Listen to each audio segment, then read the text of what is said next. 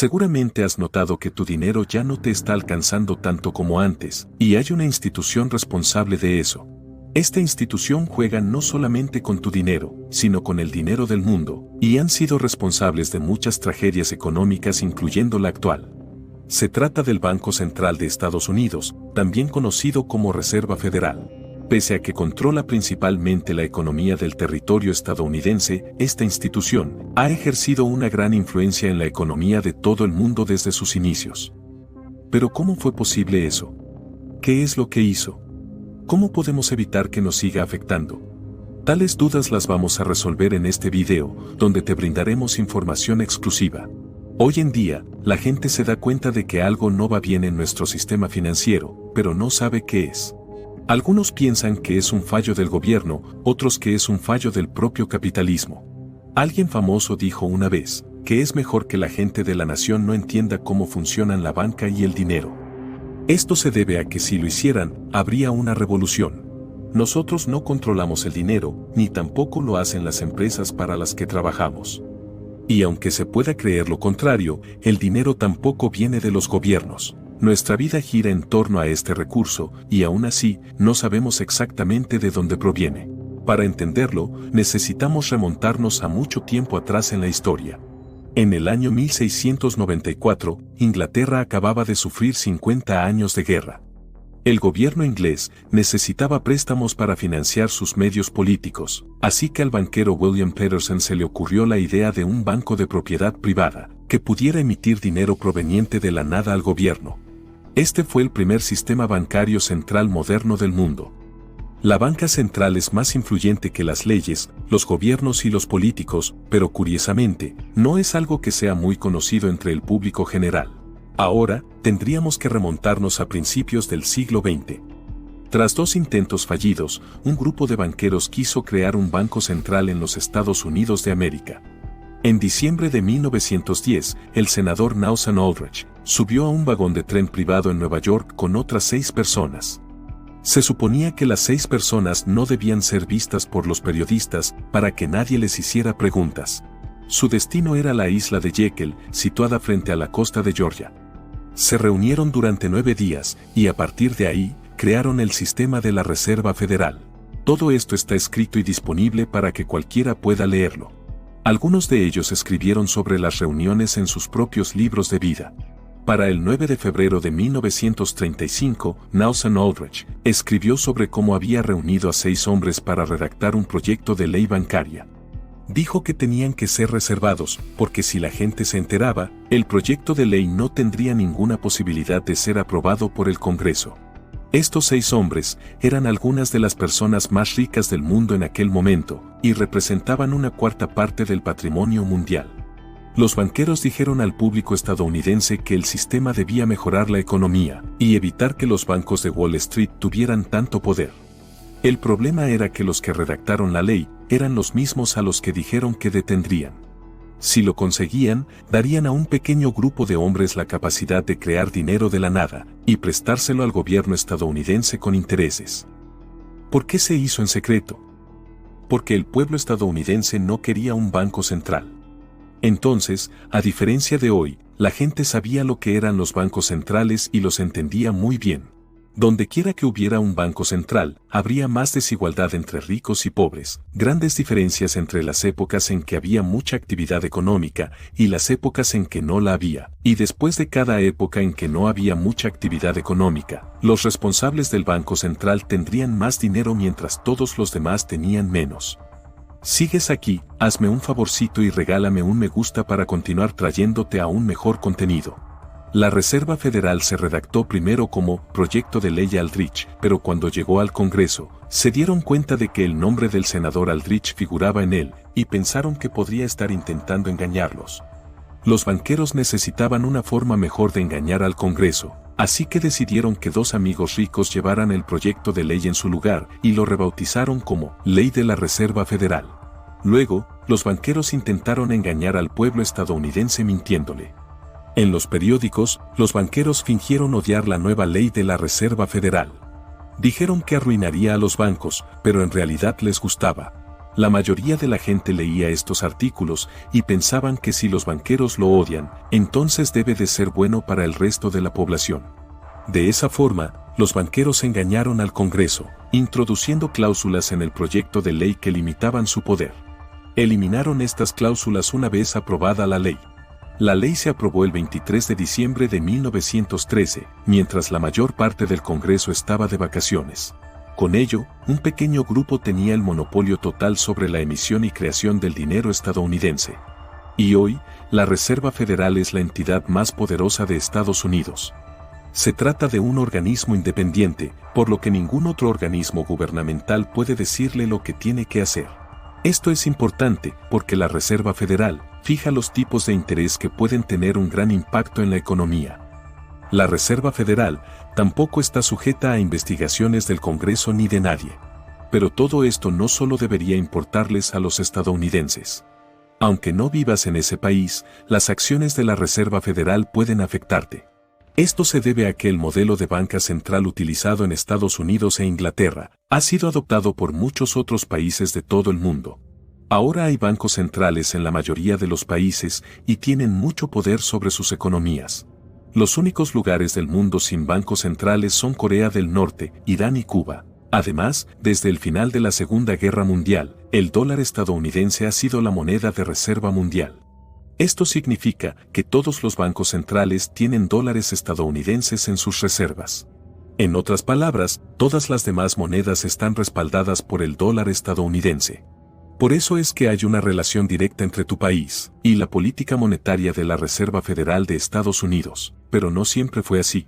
Cuando se creó el sistema monetario Bretton Woods, luego de la Segunda Guerra Mundial, todos los dólares estadounidenses estaban respaldados por oro, y eran canjeables por ese producto en caso necesario. Un efecto secundario de esto fue que las monedas solían ser muy estables entre sí. Por ejemplo, todos los países tenían tipos de cambio fijos, y se podía predecir cuáles iban a ser los precios año tras año. En la actualidad podrías abrir un negocio en otro país, pero es más difícil calcular cuánto dinero vas a ganar. Esto era más fácil antes de 1971, cuando el dólar estadounidense valía una cantidad específica de oro, pero entonces el presidente Nixon retiró el dólar del patrón oro, lo que significa que ahora el dólar vale lo que la gente crea que vale, y no está respaldado por nada tangible. Así pues, si otros países almacenan su dinero en dólares estadounidenses, significa eso que ahora todas las monedas no están respaldadas por nada tangible. El dinero que no está respaldado por nada tangible se llama moneda fiduciaria. Una desventaja de tener dinero que no está respaldado por nada es que cuando Estados Unidos imprime más dinero, hace que el dinero de todos los demás países valga menos. Esto se debe a que muchos países mantienen sus reservas en dólares estadounidenses. Pero cuando Estados Unidos imprime más dinero, significa que cada dólar vale menos, por lo que esas reservas también valen menos. Recientemente, Estados Unidos ha impreso billones de dólares, y países como Rusia y China se han dado cuenta. En respuesta a todo el dinero nuevo que se imprime, estos países han estado vendiendo sus reservas de dólares estadounidenses y comprando oro en su lugar. Algunas personas se habrán preguntado cómo pueden pagar las cosas si ninguna moneda está respaldada por algo. La respuesta es que todo el sistema económico actual funciona porque está respaldado por la confianza. Esto significa que la gente cree que puede cambiar su unidad monetaria por bienes o servicios. Parte de esta confianza proviene del hecho de que no mucha gente sabe realmente de dónde viene el dinero. Para entenderlo mejor, hay que tener en cuenta lo siguiente. Un banco central es un grupo u organización que gestiona la oferta monetaria de una nación y puede prestar dinero al gobierno con intereses. En Estados Unidos y en la mayoría de los demás países, cuando el gobierno necesita más dinero del que recibe de los impuestos, pide dinero al Departamento del Tesoro. Entonces, el Departamento del Tesoro recibe un pagaré del gobierno.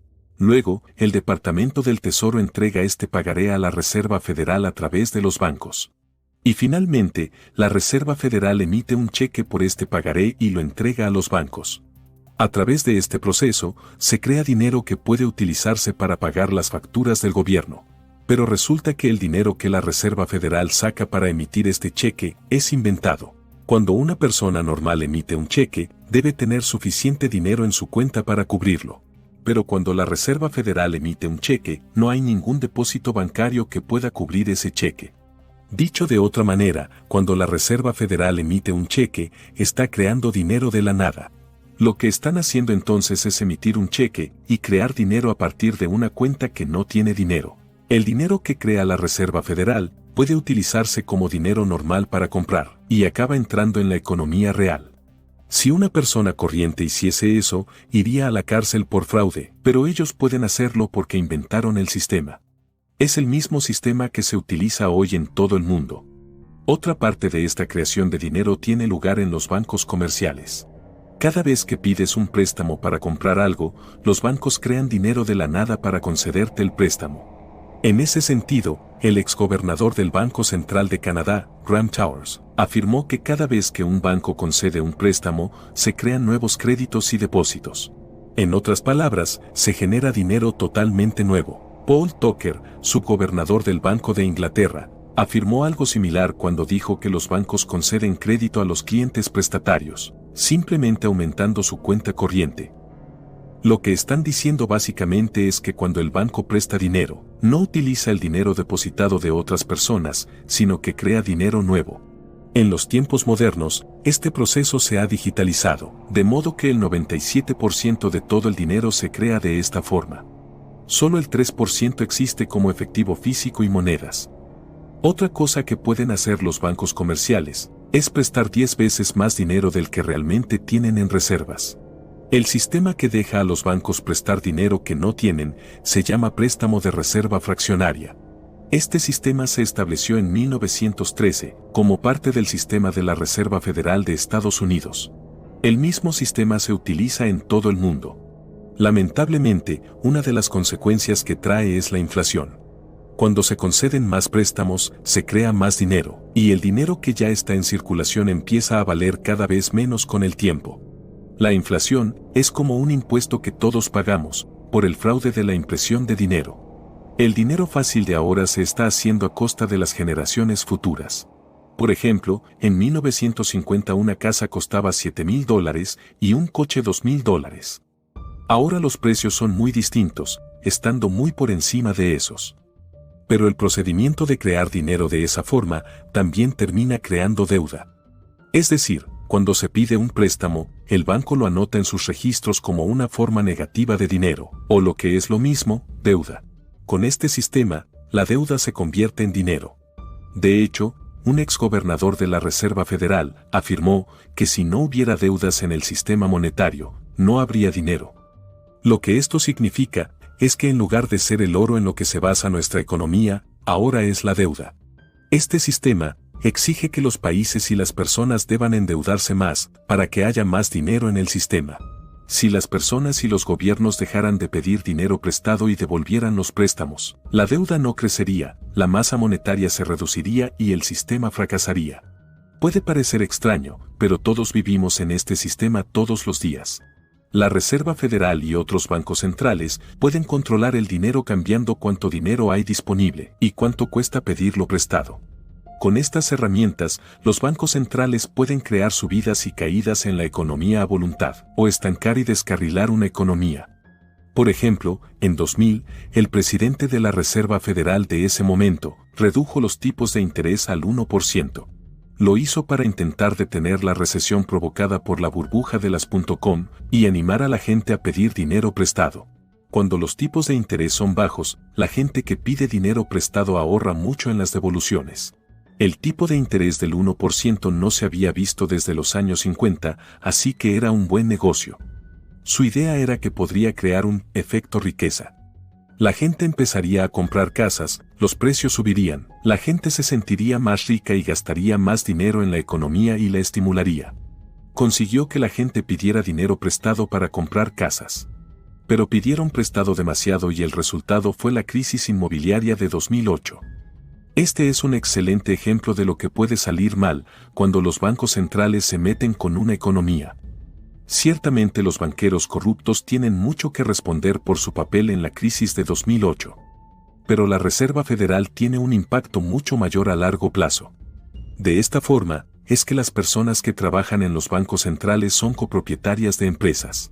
no crearon estas empresas con su propio dinero. En su lugar, utilizaron dinero que crearon de la nada. En pocas palabras, son los bancos centrales los que controlan nuestra economía. Juntos, el sistema bancario central y el comercial controlan todo nuestro dinero. La diferencia es que los bancos centrales pueden crear dinero siempre que quieran, mientras que los bancos comerciales necesitan préstamos para crear dinero. En 1881, el presidente James Garfield afirmó que quien controla la cantidad de dinero de un país está al mando de todo. Benjamin Franklin dijo que una de las principales razones de la Guerra de Independencia estadounidense fue que la gente se peleaba por quien controlaría el dinero en las nuevas colonias. En tiempos más recientes, Milton Friedman, economista galardonado con el Premio Nobel, afirmó que la Gran Depresión fue causada por la Reserva Federal, que redujo la cantidad de moneda circulante en un tercio, entre 1929 y 1933. En definitiva, los cambios que ha sufrido la manera en la que manejamos el dinero, ha tenido un gran impacto en la historia de la humanidad. Prácticamente todas las revoluciones y guerras están causadas por el dinero, o al menos han estado relacionados con ese recurso de alguna manera. La deuda se ha convertido en una especie de referente para darle valor a la moneda, pero tal vez las cosas puedan cambiar a futuro.